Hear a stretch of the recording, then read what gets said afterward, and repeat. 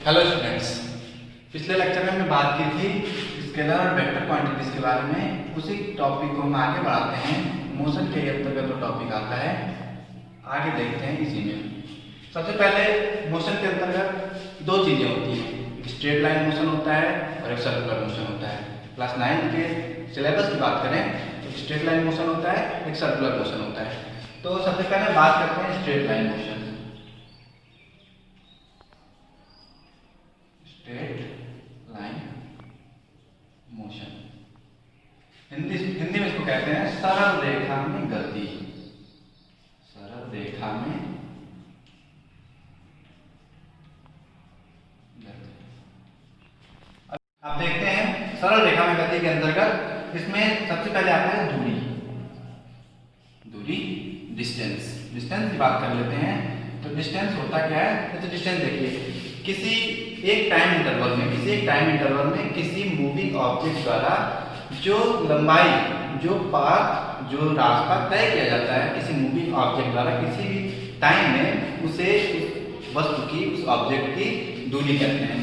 जैसे हमने कहा कि किसी गतिमान वस्तु द्वारा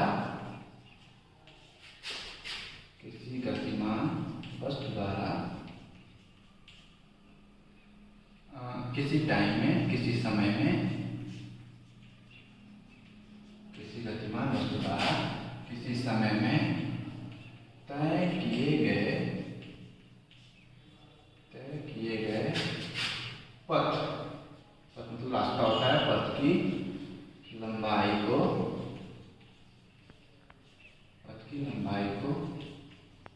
उस वस्तु की दूरी कहते हैं।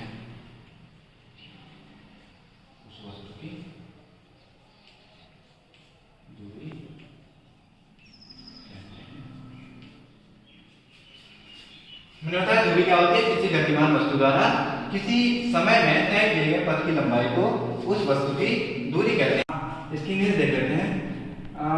देखेंगे the total length of a path traveled by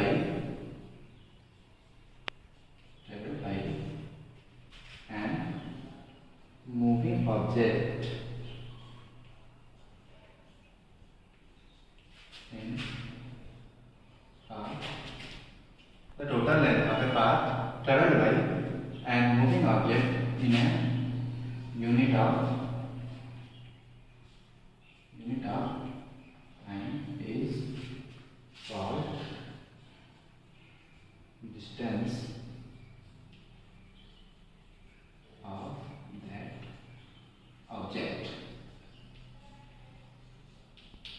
ठीक है, ये हो गया दूरी। अब स्ट्रेट लाइन मोशन के अंतर्गत सेकंड नंबर पे आता है, ये फर्स्ट नंबर हो गया, सेकंड नंबर पे आएगा डिस्प्लेसमेंट। अब ये डिस्टेंस की बात हो गई। अब आप इसे नोट कर लें, अपने फोन में स्क्रीनशॉट ले लें अगर आप लेना चाहें तो। अब दूसरे नंबर पर बात करते हैं विस्थापन की। विस्थापन की बात कर लेते हैं, डिस्प्लेसमेंट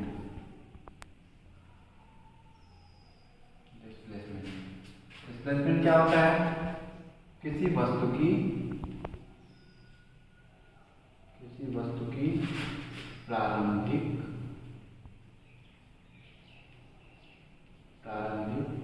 व अंतिम स्थितियों के बीच के अंतर को विस्थापन कहते हैं।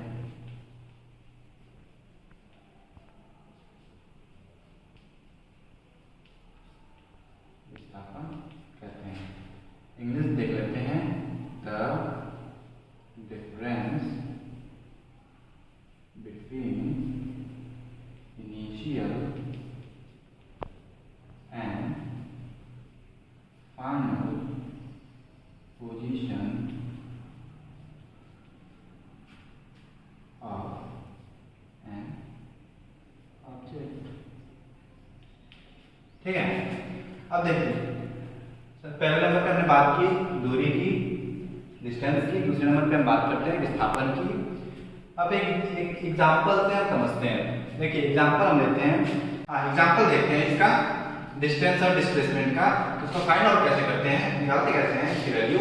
जैसे कोई एक बच्चा है, जैसे मान लेते हैं कि इस पॉइंट पे वो खड़ा है, इस पॉइंट पे बच्चा खड़ा है, उसने 3 मीटर लेफ्ट की तरफ चला वो, और फिर यहां से टर्न किया, फिर 4 मीटर अपवर्ड ये चला गया अपवर्ड। अब बात करेंगे कि इसने टोटल डिस्टेंस कितनी ट्रेवल की, तो 3 मीटर पहले चला और 4 मीटर बाद में चला। तो टोटल डिस्टेंस की बात करें, टोटल डिस्टेंस इसकी हो जाएगी 4 + 3 = 7 मीटर। डिस्टेंस तो 7 मीटर होगी, क्योंकि जितनी दूरी वो ट्रेवल करेगा उतनी उसकी डिस्टेंस हो जाएगी। अब अगर डिस्प्लेसमेंट की बात करें तो डिस्प्लेसमेंट का डेफिनेशन मैंने बताया कि इनिशियल पोजीशन और फाइनल पोजीशन का डिफरेंस होता है डिस्प्लेसमेंट। तो इनिशियल पोजीशन ये है जहां से स्टार्ट किया, और फाइनल पोजीशन ये है जहां पे खत्म कर दिया। तो अब देखेंगे कि इसके बीच का जो डिस्टेंस होगा वो हो जाएगा इसका डिस्प्लेसमेंट। तो अब इसको कैसे फाइंड आउट करेंगे। अब चूंकि ये राइट एंगल ट्रायंगल बन गया, राइट एंगल ट्रायंगल ये 90 डिग्री का एंगल, 90 डिग्री का एंगल हो गया, तो राइट एंगल ट्रायंगल बन गया। तो अब इसको क्या करेंगे कि ये 3 मीटर है, ये 4 मीटर है, तो ये राइट एंगल ट्रायंगल में ये बेस हो जाता है और ये परपेंडिकुलर हो जाता है, ठीक है। तो इस चीज को निकालने के लिए एक थ्योरम हमारे पास होता है जिसको कहते हैं पाइथागोरस थ्योरम। अब पाइथागोरस थ्योरम के माध्यम से हम इसको निकाल पाएंगे। तो पाइथागोरस थ्योरम क्या होता है, इसको a मान लेते हैं, इसको b मान लेते हैं, इसको c मान लेते हैं, ठीक है।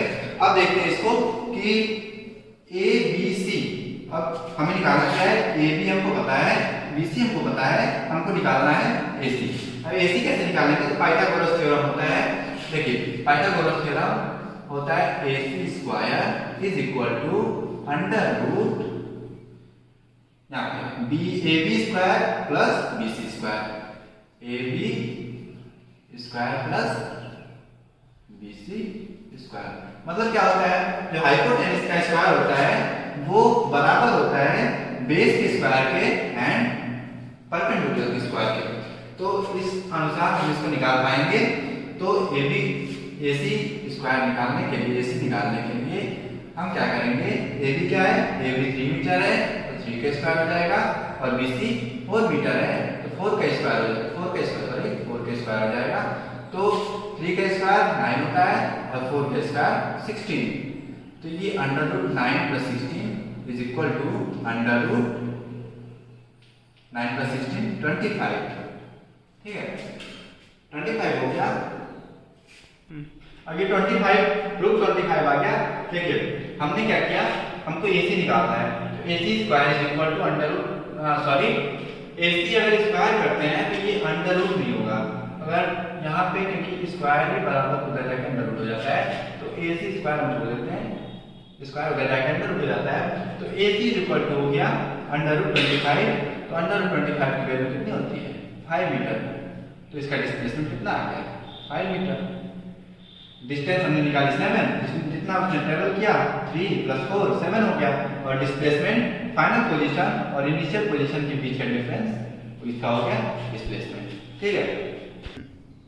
अब देखिए दूरी की बात कर ली, विस्थापन की बात कर ली।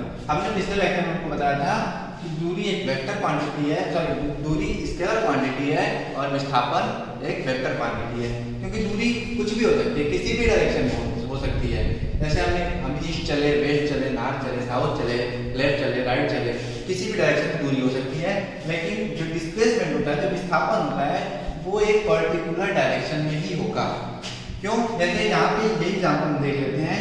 तो सबसे पहले ये कोई लड़का था, तो सबसे पहले 3 मीटर ईस्ट की तरफ चला, फिर उसके बाद 4 मीटर नॉर्थ की तरफ चला।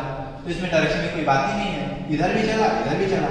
और ये क्या है, जो डिस्प्लेसमेंट हमने निकाला वो A से C तक क्या हो गया, C दूरी थे ये नॉर्थ ईस्ट चला। ठीक है, तो बात कुल मिला जुला के ये है कि दूरी एक स्केलर क्वांटिटी है, इसमें दिशा नहीं निर्धारित होती है, केवल परिमाण होता है, केवल मैग्नीट्यूड होता है। और विस्थापन में डिस्प्लेसमेंट में मैग्नीट्यूड एंड डायरेक्शन, परिमाण और दिशा दोनों होती है। ठीक है, अब इसके बाद अगला नंबर आता है चाल का। तब तक आप इसे अपने फोन में स्क्रीनशॉट ले लीजिए, नोट कर लीजिए। अब बात करते हैं चाल की। देखिए तीसरे नंबर पे हम बात कर लेते हैं चाल की।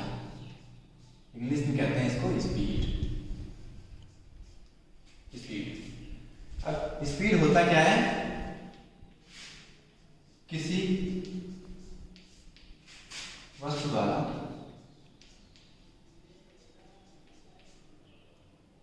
किसी समयांतराल में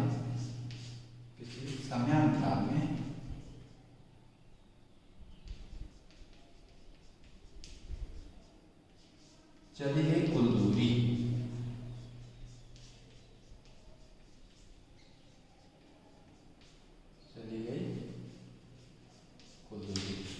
ठीक है। Distance travelled by an object in a unit of time interval. ठीक है, किसी वस्तु द्वारा एकांक समयांतराल में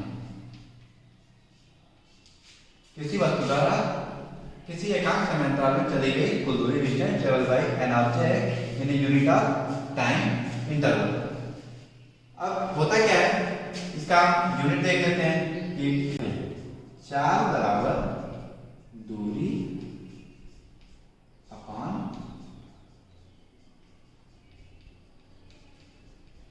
समयांतराल टाइम इंटरवल।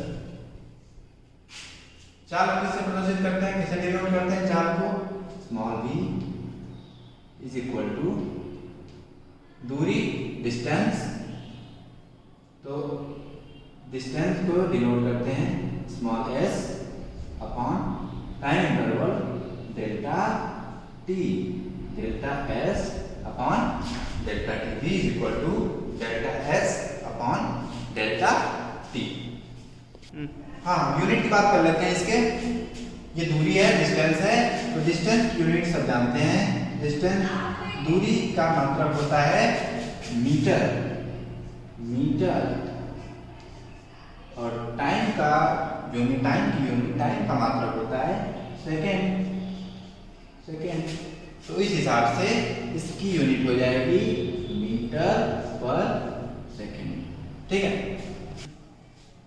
हाँ, तो आज के लिए बस इतना ही करते हैं। आज हमने क्या क्या पढ़ा, दूरी पढ़ा, विस्थापन पढ़ा और चाल पढ़ा, डिस्टेंस, डिस्प्लेसमेंट एंड स्पीड। इसमें अगर आपको कुछ ना समझ में आए, कोई कंफ्यूजन हो, तो आप कमेंट सेक्शन में हमें बताइए, हम आपको कंफ्यूजन दूर करेंगे।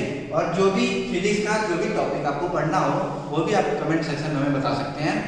उसको हम लेक्चर बना के हम वीडियो अपलोड करेंगे, फिर आप उसे देखेंगे, उससे पढ़ेंगे। ठीक है, थैंक यू।